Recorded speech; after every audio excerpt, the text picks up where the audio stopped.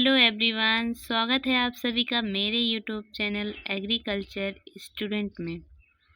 दोस्तों, क्या आप भी बीएससी एजी कर रहे हो और फर्स्ट सेमेस्टर में हो?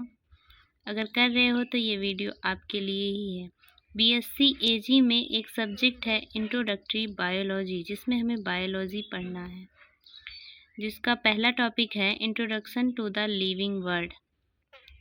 इसमें पहला है बायोलॉजी, जीव विज्ञान क्या है।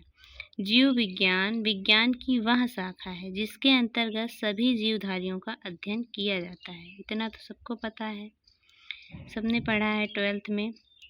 तो इसमें जीव विज्ञान शब्द लैमार्क तथा ट्रिविनियस, इसको इंग्लिश में बोलते हैं ट्रेविरोनस, ने सन 1802 ईस्वी में प्रयोग किया। जीव विज्ञान शब्द लैमार्क और ट्रिविनियस ने सन 1802 ईस्वी में इसका प्रयोग किया। और दूसरा है जीव विज्ञान शब्द दो ग्रीक शब्दों बायोस का मतलब होता है जीवन, तथा लोगोस का मतलब होता है अध्ययन करना, से मिलकर बना हुआ है। बायोलॉजी दो ग्रीक वर्ड से मिलकर बना हुआ है, बायोस तथा लोगस। बायोस का मतलब होता है जीवन, लोगोस का मतलब होता है अध्ययन करना। और इसमें दूसरा टॉपिक है जीव विज्ञान की दो प्रमुख शाखाएं हैं। कौन कौन सी है देखते हैं। वनस्पति विज्ञान, जंतु विज्ञान, बॉटनी और जूलॉजी।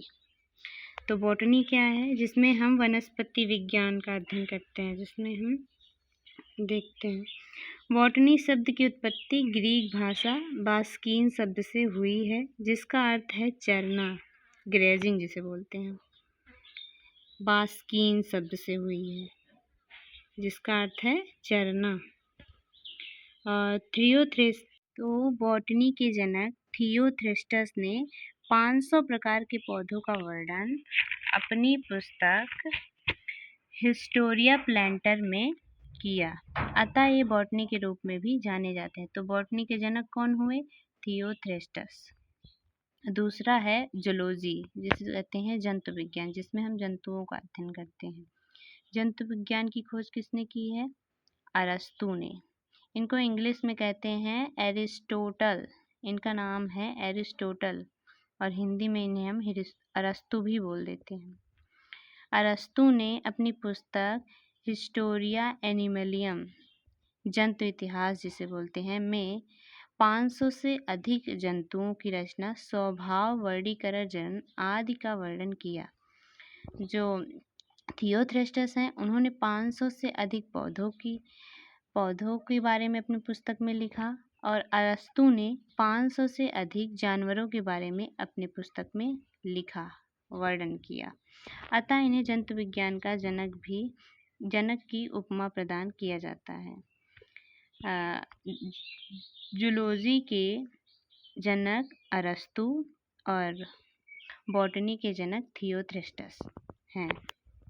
और अगला टॉपिक है कैरेक्टरिस्टिक ऑफ लिविंग बीइंग, जीवधारियों के गुण। किसी भी जीव का रासायनिक विश्लेषण करने पर हम पाएंगे कि वह कार्बन, हाइड्रोजन, ऑक्सीजन व नाइट्रोजन आदि तत्वों से बना है, जो निर्जीव जगत में पाए जाते हैं। परंतु केवल इन तत्वों के मिश्रण से ही कोई जीवधारी नहीं बन जाता। वास्तव में सभी सजीवों में कुछ ऐसे विशिष्ट गुण होते हैं जो निर्जीव में नहीं पाए जाते।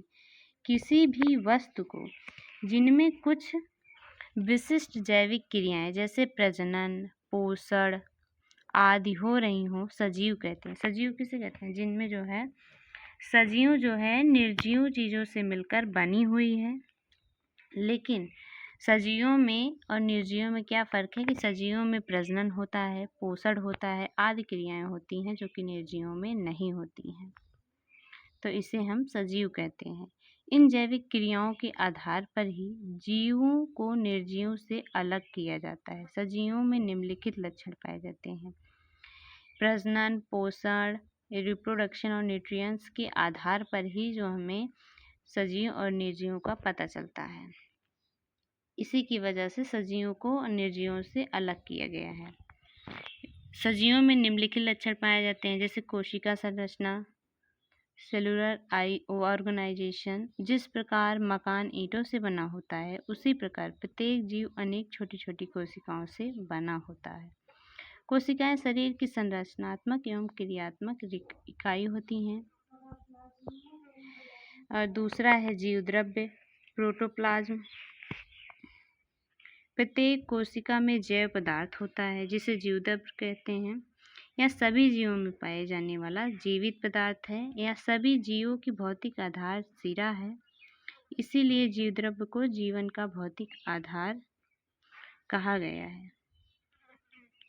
इसे जैविक क्रियाओं का केंद्रक कहते हैं। यह गाढ़ा होता है, रंगहीन होता है, चिपचिपा होता है और जलयुक्त पदार्थ है। तो ये रहे कुछ टॉपिक्स बायोलॉजी के। तो वीडियो पसंद आए तो प्लीज़ वीडियो को लाइक करिएगा। और ये रहा सिलेबस, इतना को पढ़ना है हमें। आप इसे इंग्लिश में भी पढ़ सकते हैं और हिंदी में भी पढ़ सकते हैं। ये देखिए, ये रहा सिलेबस पूरा।